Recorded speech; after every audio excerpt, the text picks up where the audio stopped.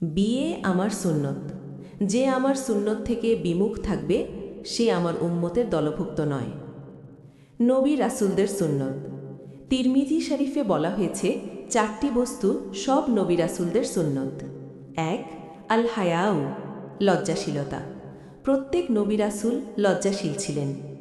ওয়া তাআত্তুরু, সুগন্ধি। প্রত্যেক নবী রাসূল সুগন্ধি ব্যবহার করতেন।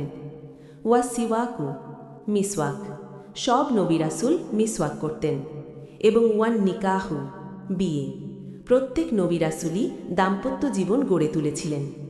কুরআনে কারিমে আল্লাহ তাআলা বলেন, ওয়ালাকাদ আরসালনা রুসুলাম মিন ক্বাবলিকা ওয়া জাআলনা লাহুম আজওয়াজাও ওয়া যুররিয়াতান। নিশ্চয়ই আমি আপনার আগেও অনেক নবী রাসূল পাঠিয়েছি, আর আমি তাদের স্ত্রী ও সন্তানাদি দিয়েছি। এ কথা দিনের আলোর মতো স্পষ্ট। প্রত্যেক নবী রাসূলকে দাওয়াতের দায়িত্ব পালনের জন্যেই পাঠানো হয়েছিল।